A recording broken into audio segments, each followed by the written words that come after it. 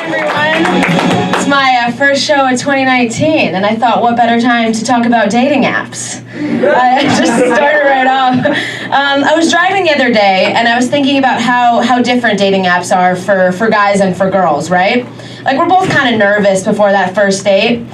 But guys are nervous that girls are going to be, what, like 10, maybe 15 pounds heavier than we look in our pictures? But girls, we're worried that we're going to get murdered. like literally straight up walk into the bar and just be dragged out in a suitcase. But, you know, it goes against everything our parents taught us, right? Like, don't meet strangers on the internet. Don't get in strangers' cars. And we're just out here like, okay, cool. So I'm just going to call an Uber to go meet the least murdery looking guy at a bar where I don't know anyone. But as girls, we go on these dating app dates, right? And that's because at a certain age, if a girl is still single, we feel like we have to have a damn good excuse. Whereas when a guy is single, they're lucky, they're eligible, they're on the market. Single girls are on the market too, but you know that like weird aisle at the market where there's like a sale table with like 2-week-old bread and a toy car that's missing a wheel and a birthday cake that says Happy Birthday Carly, but you don't know who Carly is? That is where single girls are. I've been on my fair share of these dating app dates. I went on a first date with a guy. Got out of the Uber, he looked right at me, he just said, "Yeah, you're not girlfriend material." I mean, I know, right? Guys usually wait like, what, 3 months to tell me that? I've also had some bad first dates. Went on a first date with a guy to a Kings game, which already kind of felt like a long time commitment, right? I don't know this person, that's like 4 hours, but I was like, fine, never been to a Kings game, GKG, let's go. So I got there, and he forgets to tell me that his parents were meeting us there on a first date. So we sit down, he gets up to go to the bathroom to get us drinks, which at a sporting event takes like an hour with all those lines. And so I'm sitting there, his mom looks over at me, sweet lady. She's like, "So, how long have you known our son?" I'm like, "Ah, shit." Well, just about as long as I've known you. And I was like, "And I'm sorry, what were your names again?" And she's like, "Oh, I'm Judith, and this is Bob." I was like, "Oh, no, sweet lady. What is your son's name again?" I found that communication is a really challenging thing for these dating app guys.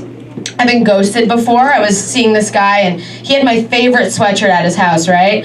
And I just wanted this damn sweatshirt back. So I texted him like 1,000 times, no response. So I decided to send him an email, which in 2018 is basically like sending a carrier pigeon. Had no idea if it was ever gonna get there, but I emailed him and I was like, "Listen, you don't have to see me, we don't have to hang out, but if you see this, just leave my sweatshirt at the Starbucks where we went on our first date." Very romantic, I know. So later that week, the Starbucks is by my office. I show up, I'm placing my drink order with the barista for Dani, and she's like, "Oh, are you the Dani that was dumped?" I'm like, "I guess that's me." She's like, "All right, 1 grande soy latte and a sweatshirt for Dani." Yeah. Thank God I have a boyfriend now. I met him on one of these crazy dating apps, and believe it or not, they can work. And I recently, over the holidays, brought him home to meet my family for the first time. And while most people are nervous for their family to meet the new boyfriend, I'm nervous for the new boyfriend to meet the family. And that's because I'm worried they're going to try to like get us married within 5 minutes of knowing him, which isn't exactly ideal when I'm trying not to scare away the like one somewhat normal guy I've tricked into dating me by waiting the appropriate 18.5 minutes to respond to each text message over the last 9 months, but who's counting? But my crazy Jewish grandmother in particular wants to ruin that all in one night. See, that's the thing with Jewish grandmas, you know? She tries to set me up with literally anyone, no matter what my relationship status is. I got a call from her a couple months ago. She's like, "Honey, have you heard that Carol Leibowitz's daughter's gym trainer's son is recently single? And he's over 5'10"?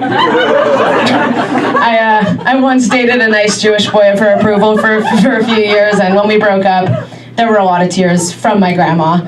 She still to this day will call me and ask about him. She'll be like, "How's Ben? How's his family?" I'm like, "Grandma, Ben and I broke up 6 years ago, and there have been not one but 2 Bens since him." Thank you guys so much. You've been great.